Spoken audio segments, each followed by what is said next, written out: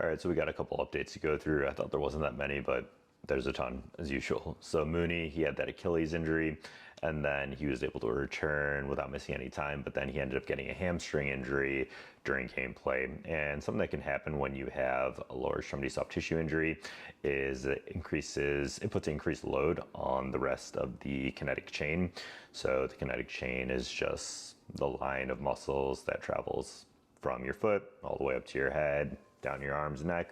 So when you break or weaken one part of that chain, it puts stress on the other. And that's the thought process of why you're in increased risk of soft tissue injuries in other places, even when the Achilles isn't near the hamstring. So Mooney has that bye week upcoming, which is great, but I would say he's also at risk for missing the week after that as well, but should be able to return following that. Sticking with hamstring injuries, we have Mike Evans, who returned back to practice this week. That's great. He's going to be a wide receiver one, especially with him being pretty much the only viable wide receiver now with Godwin out. So if your trade deadline hasn't passed, people are worried about his hamstring history or anything like that, I would definitely be trading for him. I would not be trading him away. I think he's going to be a stud, and he should be playing this upcoming weekend, and I would definitely start him.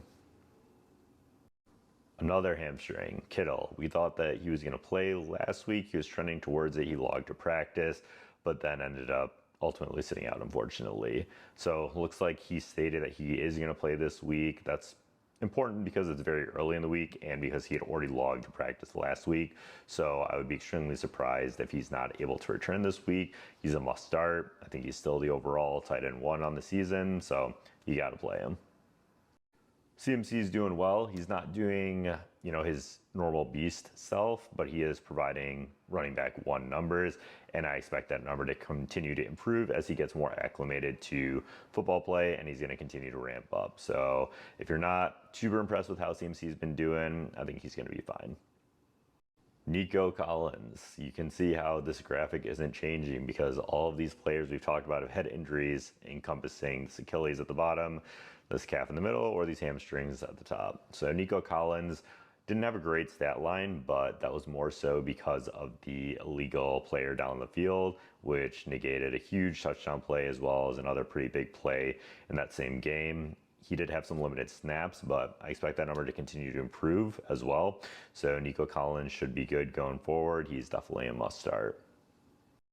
DeAndre Swift gave us someone viable in that Bears backfield to start, but it seems like he had a groin injury, and the language hasn't been super optimistic. Initially, it started out optimistic, as in they expected him to play this coming week, but then recent language said that they hope that he plays this week, and he's also still missing practice.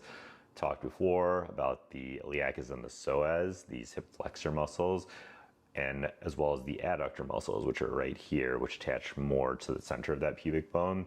Those are the ones that are typically injured, either in hip flexor strains or in groin injuries, as they're talking about. I would project Swift to not be playing this upcoming weekend. We have Alexander Mattison, who had an ankle injury. We're honestly not sure what kind of ankle injury it was. I tried to look for game film. I wasn't able to find the play that he was injured on. So I can't tell you whether it was a low ankle or a high ankle sprain, unfortunately. If it was a high ankle injury, then he's just not going to play this upcoming weekend. If it's a low ankle injury, then there's a really good shot that he plays, but he already did miss practice today. So that's a little bit concerning. If it is a low ankle, so when we talk about low ankle, we talk about the CFL, the cochleofibular ligament, the anterior tibiofibular ligament, talofibular ligament, and the tibiofibular ligament at the top is actually the ones that are injured in the high ankle sprains. But without any kind of clarification, we honestly just have to refer to the practice report for Mattison. If he's missing multiple days in a row, I would steer to a different option. If he returns back to practice tomorrow, then with a lot of players on bye, I think you got to start him. Regardless, we'll see how he progresses throughout the week, and I'll give some more updates as we get more news on his condition. Let's finish off with some players that are returning back to play. So Isaiah Pacheco and Brooks. So Pacheco has been out for a long time, most of the season, and he's returning back with a fibular fracture, likely going to be a time split, at least this first week. It would be really uncommon for them to just load him up with over 50% of the snaps when he's returning back from injury and when they have a viable running back in Kareem Hunt. But I do think that after this week, he should be good to start. We'll see how he plays this weekend, though.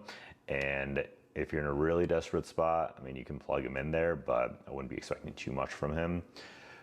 Now, Jonathan Brooks, he is finally back. People expected him back around maybe week 8, 9, but unfortunately he took a lot longer than that.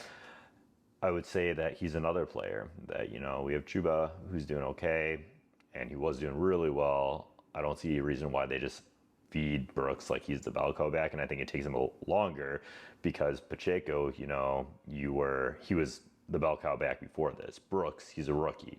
So I don't see any reason why less than a season out from an ACL, they load him back this first game. But I'm looking at week 14, 15, where he gets acclimated and then he just rips off a great fantasy playoff streak. So that's the breakdown for right now. I thought I'd get to some defensive players, but unfortunately there was a lot of these to go through. So I'll do a little bit more deep diving into some of these defensive players that you all mentioned, and I'll try and get a video up on them as well.